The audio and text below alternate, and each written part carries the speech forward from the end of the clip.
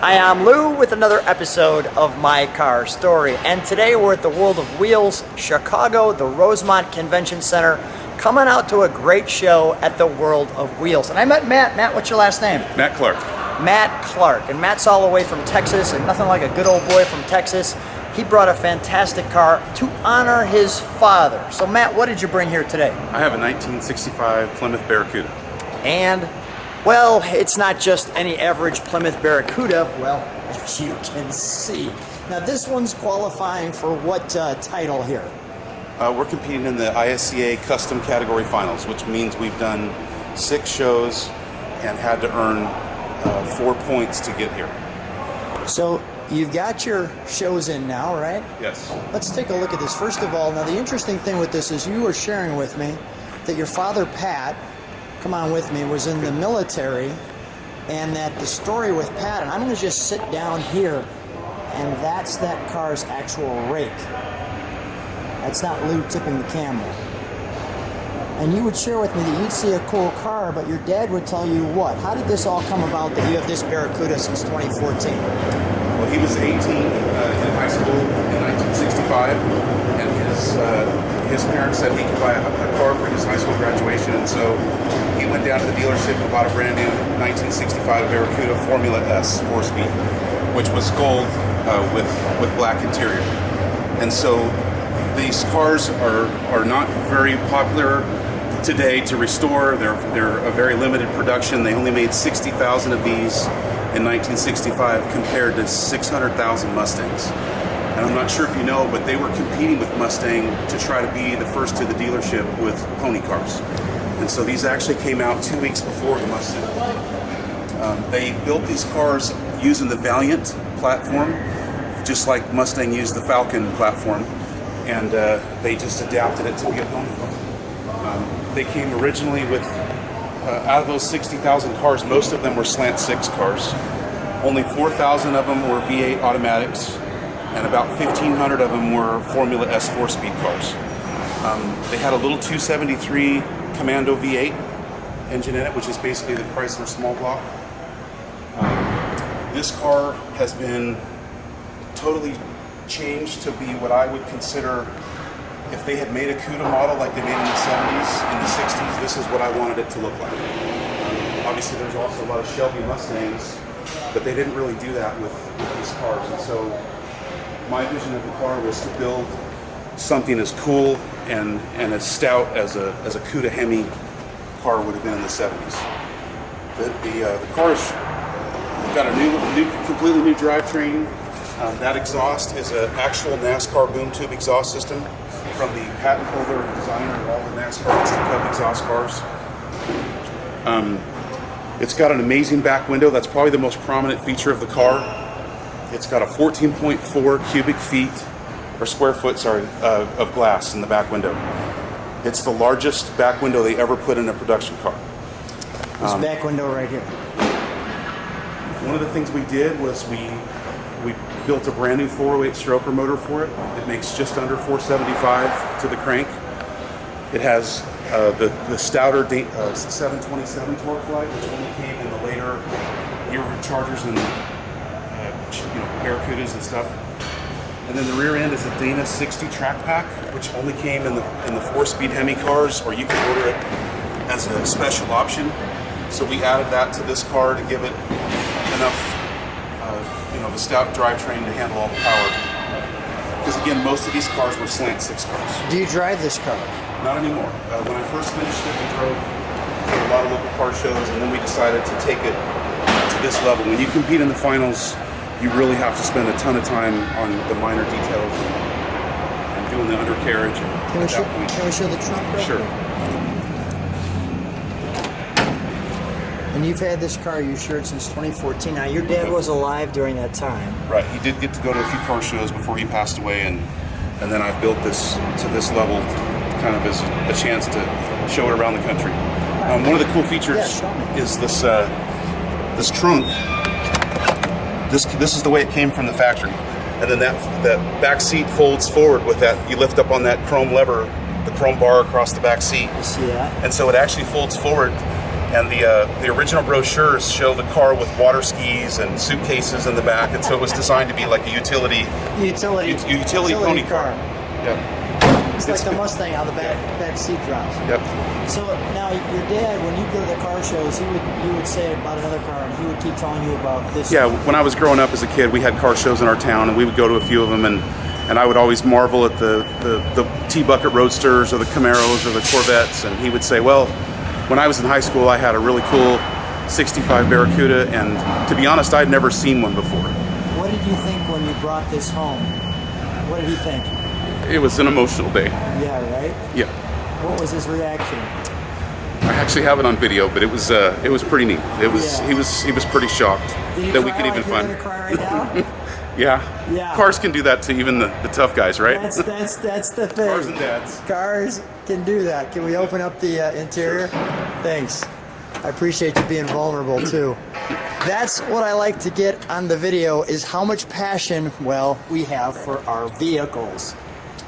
So it's a completely custom interior. I actually kind of designed the interior to look a little bit like a Shelby GT350. The steering wheel is actually a Grant steering wheel that's been painted to match the car, and that's my dad's picture in the Navy. The car did not come with a center console or an armrest. We added all that. So you always travel with your dad? That's right. That's right. Dad's always with you? That's right. That is cool. Wow.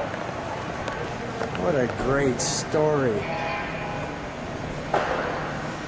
Man, that's tough. That's a nice interior. Go ahead. I'm sorry. I slowed you down a little bit. Seat forward, and it's just got a lot of really nice chrome trim. That's. I like how you embossed that Barracuda emblem. So this car would have either had just one monotone color, either all black with black vinyl seats, or would have, this car actually is date coded for a gold interior, which would be gold carpet, gold seats.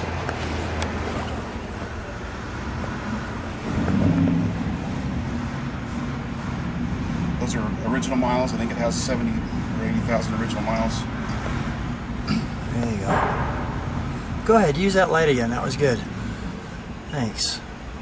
So we've kind of been refining the car over the last 3 years to get it to this level. Again, first we just sort of wanted to get it running and driving, and then we decided to really take it up a notch. Pretty much anywhere on the car that you see black, including in here on these Barracuda logos. That's the original factory shift box, by the way, just a B&M silk shifter. But anywhere that you see black on the car has gold metal flake. Yeah. Cool. Including the undercarriage, the stripes on the outside, engine compartment. Let's take a look at that in the compartment, shall we? Sure. Under the right light, you can see the metal flake in the paint. Oh yeah, I can see it. Here, everybody can see that through the camera. The camera will pull that all out. That's really cool. And by the way, I know people, he just got done saying, well, he doesn't drive it, but actually we're going to see it go back to its space. So I like the way you did the exhaust up, like Mopar would have done back then. So these are hooker headers that you could buy from Summit.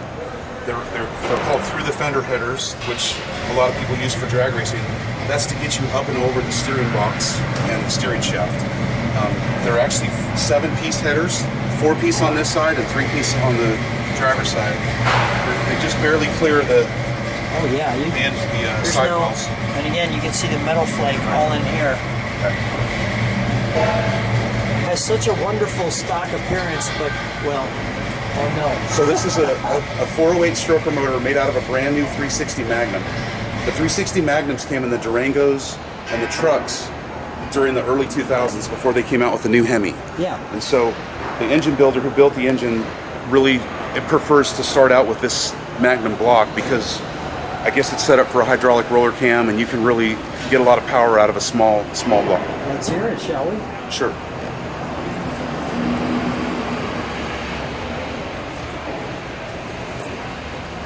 Matt, we'll start it, we'll let it idle, and then we'll give it one good rev.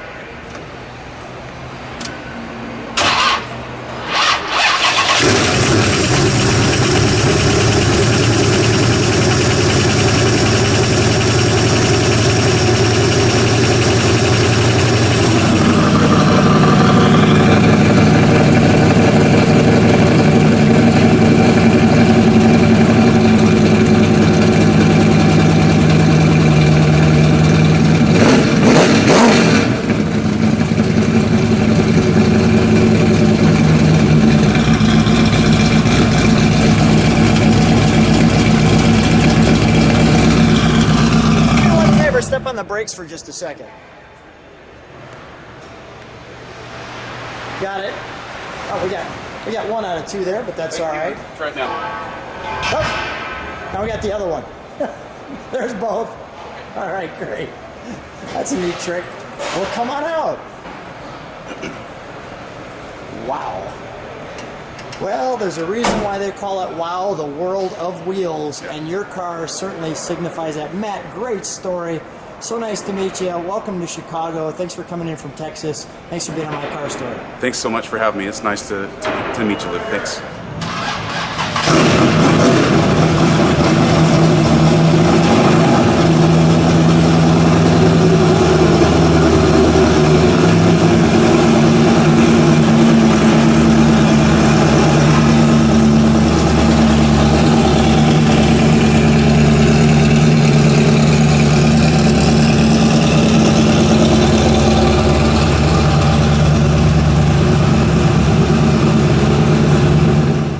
This is what it looks like at the show.